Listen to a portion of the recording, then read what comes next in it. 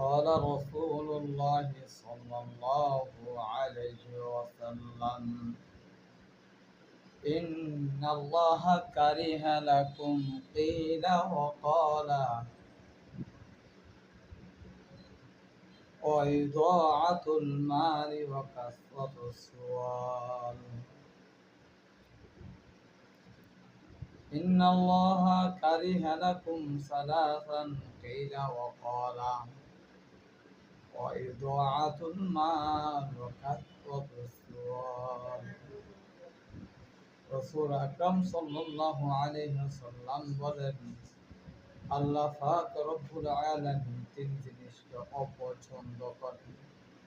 এক নম্বর হলো কিলা ওয়া ক্বাল, অর্থাৎ যা শুনেন তা বর্ণনা করে দেওয়া। যেখান থেকে শুনবে শুনুন, ঘটনা যা চাইবে চাই না করে বর্ণনা করে দেওয়া। যেভাবে শুনবে সেভাবে বর্ণনা করে দেওয়া, যা চাইবে চাই তাহকিক না করা। কিল অকল, কাহা গিয়া, অকলা বলেছেন, বলেছেন আর কাহা গিয়া আমি শুনেছি এমন এমন, হ্যাঁ অমুকে বলছে তমুকে বলছে, এরকম করে বলে দিবে। এরকম ঘটনা বর্ণনা করা, এরকম কথা বলা, হ্যাঁ অতিরঞ্জিত কথা বলা, এগুলো আল্লাহ পছন্দ করে।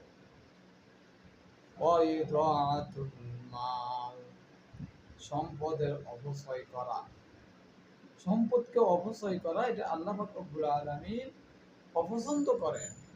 ওয়াকাসরাতুস সুআল, আরেকটা বিষয় হলো বেশি বেশি প্রশ্ন করা অথবা ভিক্ষা করা। এলোমের বিষয় হোক, অনর্থক প্রশ্নগুলো করা, যেগুলো করার প্রয়োজন নেই সেরকম প্রশ্নগুলো করা এবং ভিক্ষা করা।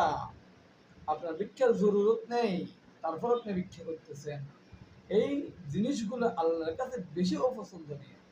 এই হাদিস থেকে আমরা শিখলাম যে তিনটে বিষয় আল্লাহ অপছন্দ করেন। এক নম্বর কি, অমুকে বলছেন তমুকে বলছেন বলে ঘটনা বর্ণনা করে দেওয়া, কোনো কথা বলা, অতিরঞ্জিত কথা বলা। দ্বিতীয় নম্বর হলো সম্পদের অপচয় করা। তৃতীয় নম্বর হলো আমি বেশি বেশি প্রশ্ন করতেছি অথবা আমার প্রয়োজনের বহির্ভূত আমি ভিক্ষা করতেছি।